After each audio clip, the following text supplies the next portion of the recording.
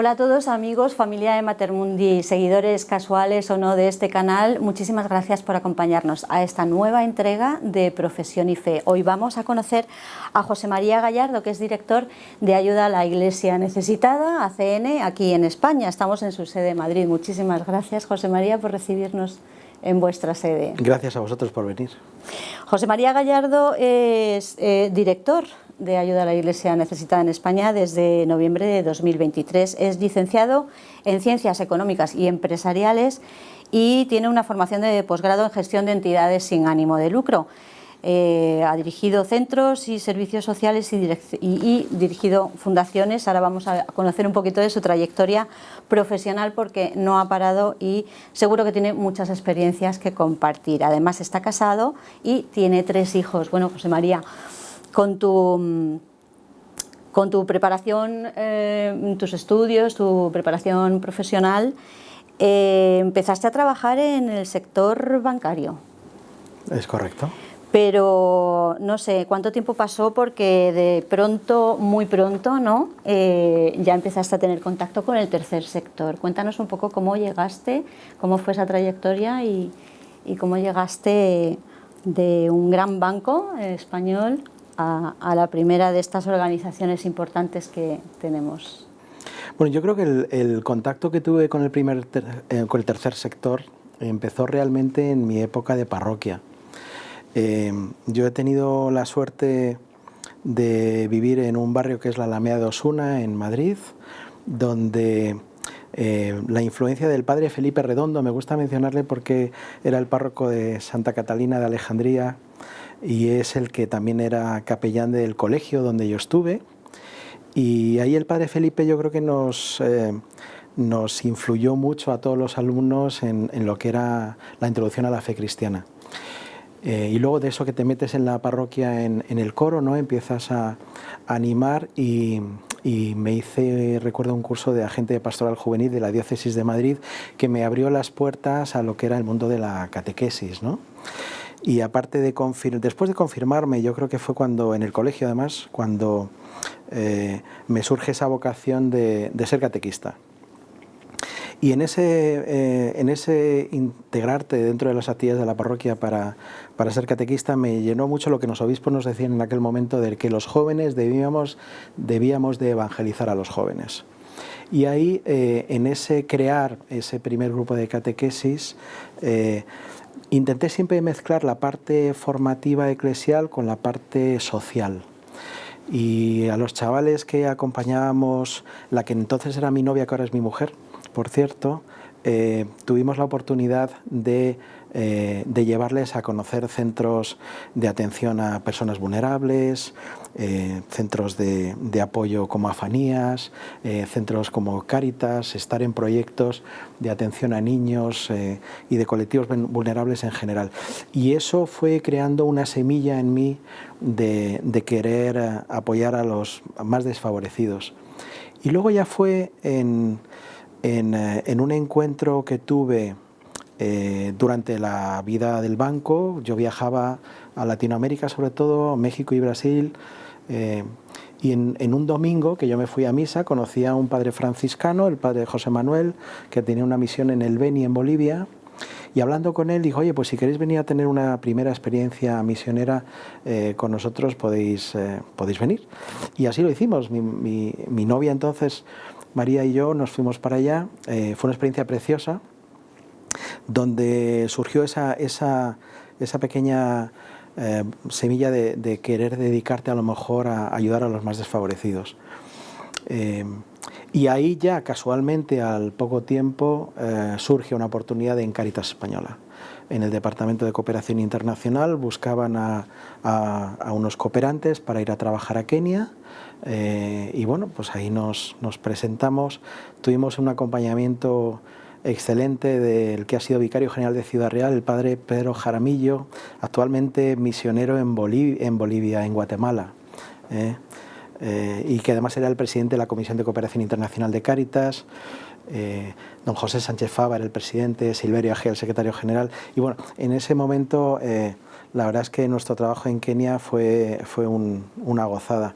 Y ahí descubrimos lo que era el mundo de los misioneros, el mundo de la cooperación internacional, que en aquel momento pues, para mí era un gran desconocido. A pesar de que yo estudié económicas en el CEU y que tuve la especialidad en economía internacional y desarrollo, es la que hice realmente. Y luego vi cómo me encontré de repente trabajando en ese mundo.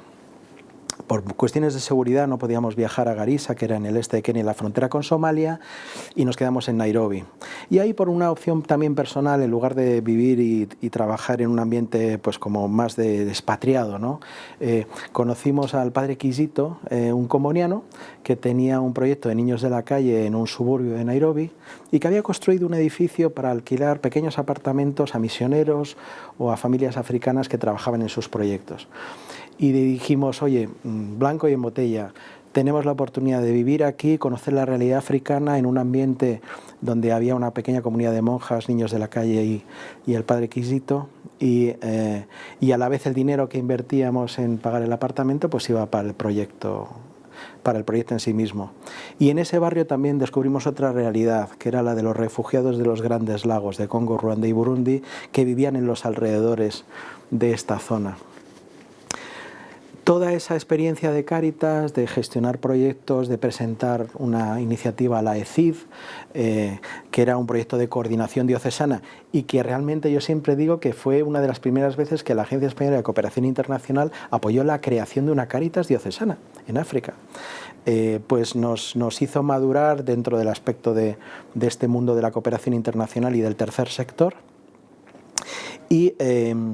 Y fruto de ello, bueno, es que después vino Pueblo de Dios, por cierto, Julián del Olmo, a quien aprecio muchísimo, era el anterior director de este programa de televisión española, vino a grabarnos los proyectos de Cáritas y después de aquello el secretario general Silverio me propuso la dirección de cooperación internacional. Entonces pasé de ser pues un cooperante ahí en Kenia a asumir un rol de director de cooperación. Muy joven, y yo siempre digo que me lancé a una piscina en donde también había grandes retos por delante. Pero fue una etapa de gran aprendizaje para mí, tanto Cáritas en el terreno, conocer África, hacer una misión humanitaria en Uganda, donde nos pidieron también preparar un envío humanitario al Congo, al hospital de Isiro, gestionado por los misioneros de la Consolata.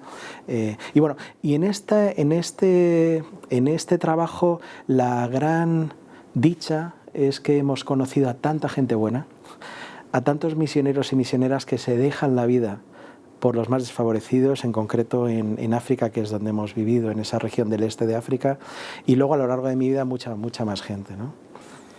Es impresionante, te iba a preguntar más o menos en qué época era eso, pero bueno, como muy directamente después de tu formación fue poner en práctica esa formación en una época, no sé qué, en qué años estamos hablando de toda esta experiencia de trabajar, de estudio de campo, de experienciar personalmente, ¿no?, el contacto con esas realidades, y en una época, como decías, que la cooperación internacional, bueno, pues estaba un poco, ¿no?, sentando unas bases, un modelo de trabajo que que había que inventarse casi, sí, ¿no? Esto fue en el año 98-99.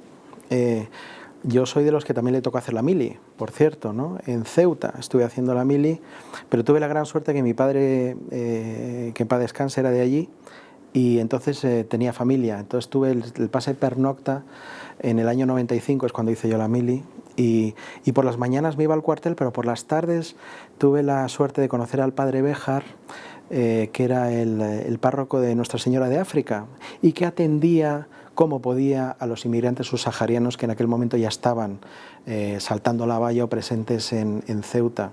En aquel momento estaban alojados en el Ángulo, se llamaba, que era una zona ahí de Ceuta donde estaban las ruinas bueno, una especie de puente castillo que hay, y donde por las tardes me iba a echar una mano por el tema de los idiomas también, porque podía comunicarme tanto en inglés como en francés con ellos, y esa fue una experiencia también preciosa y muy bonita, ¿no? Y eso también me ayudó a conocer esa realidad africana que luego me atrajo tanto también para decir sí al proyecto de Cáritas en Kenia. Y luego sigues trabajando y vinculado a Cáritas, pero ya a nivel internacional, como responsable mundial del Departamento de Cooperación Internacional y en Roma. Otro paso más, una dimensión más grande, un puesto de mucha responsabilidad.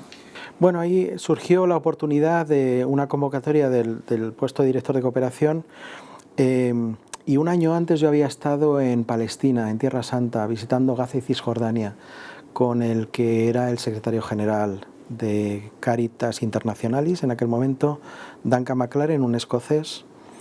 Una visita espectacular, donde conocimos el gran trabajo de Caritas Jerusalén y de todo el apoyo a la población palestina cristiana, ¿no?, en la región. Y en ese tiempo pues pude conocer un poquito a Duncan, y cuando surgió este puesto le llamé. Y le dije: oye, mira, Duncan, he visto que ha surgido esta plaza, ¿crees que tengo las aptitudes un poco para presentarme a este puesto de director de cooperación? Y me dice: sí, pero que sepas que hay muchos candidatos. Bueno, entonces yo decidí presentarme, y el día de la entrevista, me gusta contarlo porque fue muy bonito. Había quedado con un amigo de Caritas Italiana también para verme, y yo me había llevado un montón de libros para repasar para la entrevista, pero era un miércoles, y los miércoles había audiencia del Santo Padre en Roma. Y entonces, cuando me entero de que es la audiencia, que no había caído, decido dejar los libros. Digo, me voy a ver al Papa, a San Juan Pablo II. Y bueno, eso me dio una calma impresionante para afrontar la entrevista luego por la tarde. Y de eso que sales de una entrevista como satisfecho, como diciendo, no sé si me cogerán o no, porque de hecho en el pasillo me crucé con uno de los directores de Europa, de una de las Cáritas europeas en aquel momento, y yo le tenía en un pedestal a este señor, ¿no? Digo, bueno, si se presenta fulanito, yo no tengo nada que hacer. Pero al lunes siguiente me llama el secretario general para ofrecerme el puesto. Y entonces, bueno, pues para mí fue una alegría. Luego tuve que pedir también el respaldo de Cáritas Española en aquel momento para poder marcharme, el respaldo también de algún sacerdote, en este caso Pedro Jaramillo, el ex vicario general de Ciudad Real, que ahora está en Guatemala, me lo dio, que él había trabajado también en Caritas Internationalis años atrás. O sea, fue una cosa, la verdad es que increíble. Y para allá que me fui, los 6 primeros meses me fui solo, porque mi mujer estaba embarazada de nuestro segundo hijo, y entonces decidimos que lo mejor era que se quedase en Madrid. Yo iba y venía los fines de semana, no todos, y luego tuve una experiencia muy bonita, porque esos 6 primeros meses viví en un seminario, en el seminario de los misioneros de la Consolata, que me ofrecieron una habitación, y entonces ahí pude convivir todas las tardes, noches, con los chavales que se estaban preparando para ser futuros misioneros, y fue una etapa preciosa. Ya cuando llegó el momento previo a la Semana Santa, mi mujer pudo venir con los niños, con los 2 que teníamos por aquel momento, y otro regalo también fue que en el Domingo de Ramos, San Juan Pablo II pudo coger en brazos a mi hijo Diego. Casualmente, de esto sabes que el papamóvil va circulando a la finalización de la celebración de Domingo de Ramos, y había unas españolas ahí que empujaron a mi mujer casi a poner al niño cerca de la valla, y los conductores pararon el vehículo, y mi hijo Diego fue acercado al a San Juan Pablo II, y en aquel momento la verdad es que fue un regalo para nosotros. Oye, qué cantidad de conexiones, ¿no? Y desde el principio un contacto muy directo con misioneros, con gente de la Iglesia, con las misiones, con la labor de caridad, con las vocaciones de servicio. Esto no es casual. Yo creo que no. Yo creo que cuando María, mi mujer, y yo decidimos orar y rezar por qué quería Dios de nosotros como pareja y como joven matrimonio, nos dio claras señales de que debíamos de seguirle y poner la fe y la confianza en él. Y de hecho hay una oración del voluntario que en aquel momento apareció en manos de mi mujer cuando nos fuimos a rezar juntos a una parroquia, que nos dio señales inequívocas de dejad lo que tengáis y seguidme, ¿no? Y confiad en el Señor. Y bueno, eso es lo que hemos hecho desde prácticamente que nos casamos, o antes incluso. Es muy interesante porque es casi, ¿no? Desde el principio vocación de matrimonio, pero al servicio, y luego casi como familia en misión, ¿no? Aunque no sea en el formato, digamos, de la Iglesia, sino desde la profesión, desde el ejercicio profesional. Sí. A mí me gusta siempre decir que yo he sido cooperante, no misionero. Es muy importante, o sea, yo admiro a todos los misioneros y misioneras que dedican su vida entera a la misión y a ayudar a los más desfavorecidos en todos los lugares del mundo, pero yo me fui de cooperante con un salario, que es lo que luego me ha permitido pues comprarme la casa en la que vivo, formarme, etcétera, ¿no? Y creo que no es comparable, o sea, yo he trabajado como profesional, pero siempre con una motivación clara por el Evangelio, ¿no? Y por seguir a Cristo. Y de hecho, donde hemos estado siempre hemos mantenido esa relación cercana con los misioneros y misioneras con quien hemos estado. Nos ha encantado ir a visitarles, comer con ellos, compartir. Y hemos conocido los carismas de tantas congregaciones distintas. Una de las cosas que siempre digo es que yo no soy de ningún movimiento. Yo me considero un chaval de parroquia, ya madurito, entrado en años, pero nos encanta conocer los carismas de la Iglesia. Avanzamos un poquito en esa experiencia profesional que después de Caritas Internationalis te lleva a la ONG Médicos del Mundo, que es otro ámbito de actividad, bueno, con una base común, pero ahí como director adjunto del Departamento de Operaciones, ¿no? Y luego también en otra fundación con una importantísima actividad social en el tercer sector, que es Fundación Lares, ¿no? Esos giros en la trayectoria profesional que te permiten también aprender y que vas conociendo ahí, un poco diferente. Pues mira, los puestos en Roma son de tiempo limitado, para que haya una rotación y una oportunidad a otras personas también. Entonces yo cumplí una etapa en Roma y a la vuelta mi mujer se reintegró a Manos Unidas porque tenía una excedencia y yo empecé a buscar trabajo. Y ahí surge la oportunidad de Médicos del Mundo, que es una ONG laica, aconfesional, donde sin embargo los principios de fortalecimiento de los sistemas públicos de salud me llamaron mucho la atención, y donde también descubrí luego ya dentro que trabajaban muy cercanamente con Pastoral Social Caritas, por ejemplo, en Centroamérica, y bueno, donde no era una aplicación directa de los principios cristianos, digamos, en lo que era la cooperación, pero que dentro me encontré personas maravillosas, cristianas o no cristianas, pero muy respetuosas de la realidad de cada uno y con una gran colaboración. Y fue muy bonito el trabajo en acción humanitaria. Mi último destino con Médicos del Mundo fue a Haití. Estuve un mes destinado como jefe de misión y trabajando mano a mano con profesionales sanitarios, logistas, en la respuesta a la epidemia de cólera que surgió después del terremoto. Y fue duro, pero muy gratificante también, y sobre todo te das cuenta que un cristiano debe estar en cualquier lugar y trabajando con cualquier persona, y que al final también la experiencia mía, incluso de estar allí, decir, oye, cuando llegaba el domingo yo decía, bueno, yo me voy a misa, ¿alguien se quiere venir conmigo? Y de repente había gente que no tenía ningún prejuicio en decir, oye, pues yo te acompaño, claro. Y a nadie se le había ocurrido. A lo mejor todo el mundo estimaba que bueno, estás de misión allí, no tienes por qué seguir practicando tu fe, aunque de manera más pública en este sentido. Con lo cual fue una experiencia increíble. Y de ahí surge la oportunidad de Lares, el grupo Lares, que se llama ahora, que es una patronal del servicio de atención a los mayores, ¿no? Una patronal del tercer sector que defiende los intereses de las personas dependientes, y en donde, bueno, pues para mí fue muy bonito también el compaginar este tándem. Siempre he tenido un tándem de ser directivo con un presidente voluntario, ¿no? Y en este caso José Ignacio Santaolalla, religioso Camilo, fue un gran apoyo para mí en un trabajo de gran compenetración y gran cooperación conjunta por llevar Lares y defender los intereses de los asociados, que son los asociados de Lares son titulares de las congregaciones religiosas o son residencias diocesanas que atienden a sacerdotes mayores.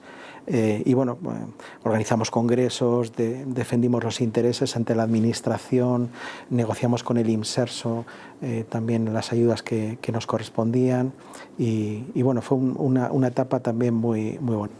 También ahí en contacto muy próximo con los más vulnerables, ¿verdad? Siempre presentes de una manera, diferentes tipos de vulnerabilidad, pero los mayores, los dependientes.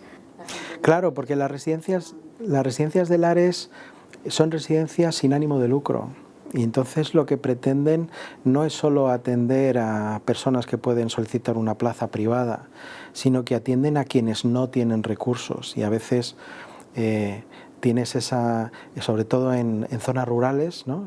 Personas que no tienen recursos o que tienen pensiones mínimas necesitan ser cuidadas. Y ahí están las congregaciones religiosas para prestar ese apoyo incondicional. Y lo que más me gustaba, me acuerdo el primer congreso que organizamos se llamaba El arte de cuidar. Y ahí yo aprendí cómo el cuidado excelente, basándose también en los valores cristianos, es una seña de identidad inequívoca, inequívoca. Y la mejor inversión o los mejores resultados que tenían nuestras residencias era precisamente la reinversión en el bienestar de nuestros mayores, de los mayores y de los trabajadores, porque al final todos sabemos que un trabajador contento al final es como mejor rinde. Y sobre todo cuando son cuidadores, ¿verdad? Que es muy importante. Bueno, cuéntanos cómo es el siguiente paso que vamos a dar en tu trayectoria, el aterrizaje en Alfa Internacional en Londres. Es un giro interesante. ¿Cómo surge esto? Pues surge de manera muy sencilla. Mi mujer, que tiene pasaporte británico también, tenía un sueño y era en algún momento trabajar para la Cáritas británica, que se llama CAFOD. Y en un momento dado, pues ella hizo una especie de promesa diciendo: si algún día surge una oportunidad en Cáritas en Reino Unido, me gustaría aprovecharla, ¿no? María dejó su trabajo en Manos Unidas para seguirme a Roma, en Cáritas Internacional, y cuando surge esta oportunidad le digo a María: ahora me toca a mí seguirte a ti. Entonces yo pido una excedencia en Lares y me marcho a Londres con María. Esto fue una decisión de, nada, pues un septiembre, y en diciembre ya estábamos en Navidad ya estábamos en Londres. Pero ¿qué pasa? Que yo, bueno, cuando vivimos en Kenia, allí tuvimos la oportunidad de entrar en contacto con una iglesia que nos ofreció hacer un curso Alfa. Te hablo de 25 años atrás. Y nos encantó. Y luego María, por su familia británica, conocía también la iglesia donde Alfa había nacido, una iglesia anglicana en el centro de Londres. El fundador de Alfa en su momento quiso reposicionar un curso de primer anuncio del Evangelio de una manera no ceñida a lo que es el anglicanismo, sino con los principios básicos de lo que es el cristianismo, de manera que cualquier denominación cristiana pudiese también hacer uso de dicho curso de primer anuncio. Y ya después es cuando queda la responsabilidad a la parroquia en particular o a la iglesia en particular de formar a esos nuevos cristianos en la fe católica o la que fuera. Entonces, después de hacer ese curso Alfa, hemos ido a Reino Unido un par de veces, hemos participado en algunos de los encuentros que organizaba la iglesia donde empezó Alfa, y en uno de esos viajes a Londres conocimos a la responsable a nivel mundial de Alfa en el contexto católico, Kitty se llama, y nos dice: oye, pues Alfa está ya empezando a andar en España. Hay un tal Tote Barrera y Cristi, su mujer. Tote estuvo trabajando aquí en Londres durante una temporada y que sintió la llamada de empezar esta herramienta de primer anuncio del Evangelio en España. ¿Por qué no, cuando vuelvas a España, intentas contactar con Tote y a partir de ahí empezáis a colaborar si es posible? Y entonces, cuando volví, me puse en contacto con Tote, conocí a Eric, que era el presidente de Alfa en aquel momento, comimos juntos y bueno, hubo ahí una sintonía, y me ofrecieron ser miembro del Consejo de Alfa España como voluntario. de tal manera que me convertí casi al unísono en el secretario del consejo, ¿no? Y yo trabajaba en Lares en aquel momento, ¿no? Entonces, bueno, esto era una actividad absolutamente al margen, pero que le veíamos un gran sentido a la herramienta en sí misma y a cómo estaba creciendo en todo el mundo católico. El padre Rainiero Cantalamessa era uno de los primeros predicadores del Santo Padre que nos invitaba a seguir adelante. El padre James Mallon, que luego escribió el libro Renovación Divina, que por cierto Tote tradujo al castellano en España, también estaba ahí presente, y bueno, todo eso confluyó en una realidad en donde yo me vi inmerso en colaborar a nivel voluntario con Alfa España. Al irnos a Londres, claro, yo seguía siendo miembro del consejo, María ya tenía su trabajo en la Caritas Británica, y dije yo, bueno, pues voy a llamar a la puerta de Alfa diciendo que estoy aquí en Londres ahora y que si necesitan algo. Y en ese momento me proponen hacer un apoyo y una colaboración para ayudar a Alfa Italia, digamos, reestructurarse internamente y trabajar un poquito temas de buen gobierno. Y ahí les ayudé. Surge también una vacante en Alfa Internacional como responsable de desarrollo en el contexto católico y me ofrecen empezar a trabajar. Y bueno, y de ahí fui creciendo en distintos proyectos hasta que finalmente terminé como director de operaciones para Europa, Oriente Medio y África del Norte, ¿no? Llevando toda la parte de captación de fondos, el área financiera, desarrollo digital, CRMs, y bueno, pues y siendo el enlace en el contexto católico para todos los países católicos de esa región y participando en temas de buen gobierno y en los consejos de administración de todas estas oficinas de Alfa. Bueno, qué trayectoria más interesante, porque con todo ese background y con todo ese aprendizaje, pues era difícil que hubiera un perfil más idóneo para venir a dirigir ayuda a la Iglesia necesitada en España. En estos momentos, desde noviembre de 2023, pues me imagino que el aprendizaje continúa porque nunca acaba, pero tienes muchísimo que ofrecer, ¿no?, a esta organización. ¿Cómo está siendo la experiencia en ayuda a la Iglesia necesitada? Muy intensa, ¿no? La experiencia está siendo preciosa y yo siempre digo, el primer día que empecé a trabajar aquí con Javier Menéndez, el anterior director, de quien no tengo más que buenas palabras, ¿no?, porque creo que ha hecho una labor fascinante y muy profesional estos últimos 17 años antes de que yo me incorporase. Y he tenido la suerte de estar 2 meses con él, junto a él, preparando para tomar las riendas a partir de enero.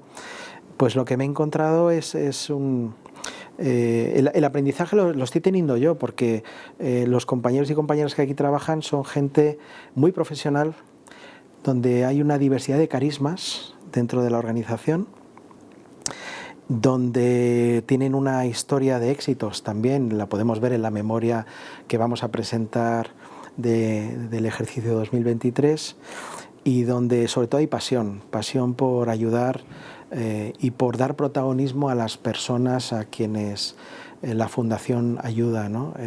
Sobre todo los países donde hay un contexto de persecución y donde hay una necesidad de apoyo pastoral, que es básicamente los 2 grandes ejes de trabajo. Pero luego está la parte muy bonita de dar a conocer la realidad de la falta de libertad religiosa que existe en el mundo, con este informe que publicamos cada 2 años, el informe Libertad Religiosa. Y luego los testimonios, o sea, el poder presentar este informe en distintas diócesis, acompañado por nuestros obispos, nuestros vicarios generales, y llevar también de la mano un testimonio sobre alguien que ha vivido en una iglesia perseguida, es algo fascinante. En esta memoria del año 2023 tú escribes que, bueno, al hacer balance en ayuda a la Iglesia necesitada, que es una institución pontificia, es una grandísima organización a nivel mundial, pues las cifras son importantes, los números en todos los sentidos, ¿no? Pero tú escribes que bueno, aparte de dar las gracias, ¿no?, por esta etapa que estás viviendo, importan los objetivos alcanzados, pero sobre todo nos mueve y celebramos cada gesto de caridad, ¿no? Lo mismo que estás hablando de la importancia de todo el personal voluntario. que dedica su tiempo y cada uno sus carismas, sus conocimientos, ¿no? Su experiencia. Pero qué importante, cada sufrimiento aliviado, cada persona en el mundo que recibe el amor de Dios a través de la Iglesia Católica en lugares de gran adversidad, ¿no? Qué importante los benefactores también y los colaboradores, ¿no? Con la generosidad, con el esfuerzo. Esto es muy Iglesia, esto es muy vivir el Evangelio, ¿no, José María? Pues que los 3 pilares fundamentales de nuestra fundación son: el primero, la oración; el segundo, la información y sensibilización sobre estas realidades que vivimos; y el tercero, la caridad. Empiezo por el último. En la caridad, nosotros, sin el apoyo de todos los benefactores que confían en el trabajo y en el apoyo que damos a más de 5.000 proyectos al año en todo el mundo, con una prioridad fundamental sobre todo en África, porque es uno de los continentes más grandes y donde la persecución más se sufre. El segundo, la información y sensibilización, dar a conocer la realidad de la Iglesia perseguida, de la falta de libertad religiosa y de las situaciones de injusticia que viven muchos cristianos por intentar vivir su fe, a través del informe de libertad religiosa, de las campañas que lanzamos desde la Fundación para que se conozca esta realidad cada vez más. Y sobre todo me gusta poner el acento en que los jóvenes conozcan mucho más esta realidad. Y el primero, la oración. O sea, sin oración es el eje vertebrador de todo lo que hacemos. Y por eso me gusta hablar de un taburete de 3 patas en donde no podemos perder el equilibrio y donde sobre la base están todos nuestros benefactores, que son los que hacen posible todo este apoyo y esta labor de la Fundación. Entonces, la verdad es que es un privilegio para mí poder dirigir esta fundación y al equipo humano y de voluntarios y voluntarias que tenemos en todas las diócesis de España. En el balance del año 2023, bueno, hay hechos muy destacados y se refleja en el informe también que preparáis anualmente el nivel de persecución, ¿verdad?, a los cristianos en muchísimas partes del mundo, lamentablemente. Pero bueno, hay unos sucesos muy lamentablemente destacados en el 23, como es la guerra en Ucrania. Qué importante la labor de la Iglesia, ¿verdad?, para sostener a la población allí, lo que están sufriendo. El terremoto en Siria y Turquía. Destacáis también la persecución a los cristianos en Pakistán, en Oriente Medio, en Nigeria, en otros países de África y muchos de América Latina también, ¿no? Como dices, la oración es pilar fundamental. Tú has estado viajando también para conocer todas esas realidades sobre el terreno. Como tenías ya bastante conocimiento y bastante contacto personal con todo ese mundo, que realmente no se deja uno de sorprender, ¿no?, me imagino, y de sentir muy dentro el contacto con esas realidades. ¿Cómo lo estás viviendo tú eso? Bueno, como bien dices, yo traía ya un bagaje de conocimiento y de viajes. He estado en muchos de los países donde tristemente también se ha sufrido persecución, desde la parte más de Cáritas o cuando trabajaba en Médicos del Mundo, y he estado más en ese área de cooperación al desarrollo o acción humanitaria. Desde que estoy en la Fundación he podido viajar a Ucrania justo antes de Semana Santa, pasar allí el Domingo de Ramos y regresé el jueves Santo, y he podido conocer in situ, sobre todo en el oeste de Ucrania, porque en aquel momento era complicado viajar más al este hacia la capital Kiev, pero he estado en Ternopil, en Leópolis, en Ivano-Frankivsk, en distintas diócesis, siempre acompañados de nuestros obispos y de los sacerdotes y seminaristas que están allí presentes. Y lo que he podido descubrir es una iglesia viva, una iglesia que no hace más que apoyar a la población local, a la población desplazada, y donde nosotros no hacemos más que ayudar a los que ayudan. Porque a veces no nos damos cuenta que en una situación como la de Ucrania, de guerra, y de una injusta guerra, por otro lado, que está sucediendo allí, los sacerdotes, religiosos, religiosas, seminaristas, tienen que seguir viviendo, tienen que sostenerse, tienen que ser apoyados en su formación. También a veces ser formados para asistir en el trauma que tienen que vivir, no solo ellos personalmente, sino todas las personas a las que atienden, ¿no? Entonces, en esos apoyos que me gusta decir que son psicoespirituales, psicológico, pero a la vez espiritual, en el sostenimiento de sus vidas para que puedan seguir ayudando a otros. Porque no olvidemos que en un país hay personas en riesgo de exclusión social antes, durante y después de una guerra. O de una catástrofe. Entonces ahí la Iglesia es la primera que abre conventos, parroquias para echar una mano. Y esa labor pastoral, que es complemento, me gusta decir que es como la cara B de lo que hace Cáritas y Manos Unidas en un LP, ¿no? En un disco. Nosotros, Ayuda a la Iglesia Necesitada u Obras Misiones Pontificias, estamos en la parte más pastoral, de sostenimiento, para que la transmisión de la fe continúe, para que los catequistas puedan seguir haciendo su labor, para que los sacerdotes y seminaristas puedan seguir sosteniéndose. Pues ahí estamos todos trabajando en un mismo camino y fortaleciendo al final lo que es la Iglesia Católica en este país. En concreto, en Ucrania, tanto la Iglesia de rito católico, de rito latino, como la greco-católica, ¿no? José María, para ir terminando ya, ya has hablado de la importancia de comunicar, de dar visibilidad a todas estas situaciones de sufrimiento en tantas partes, tantas diferentes culturas. ¿Qué te gustaría a ti, o cuál es un poco tu propósito, a lo mejor más personal, estando en esta etapa profesional en la que te encuentras, con Ayuda a la Iglesia Necesitada? ¿Qué te planteas? Pues mira, uno de los objetivos que nos planteamos es dar mayor notoriedad y conocimiento a la realidad que acompañamos, a esta realidad de la persecución de los cristianos en todo el mundo, y sobre todo darlo a conocer a la gente más joven, a los jóvenes de hoy día, que pueden ser hasta los 30, 35 años, y también a esos adultos profesionales que ahora mismo están también trabajando, sobre todo, primero de todo, a lo que es la gente de nuestras parroquias, los católicos de a pie, digamos, para que tengan este conocimiento de la labor que hacemos, y para que sepan transmitirlo también a las nuevas generaciones. Que las nuevas generaciones sepan que somos unos privilegiados en nuestro país para poder ir a misa el domingo, poder participar en la Eucaristía y poder celebrar sin riesgo, pero que sin embargo hay otros cristianos en el mundo que arriesgan su propia vida por seguir viviendo su fe. Se juegan la vida por asistir a una misa.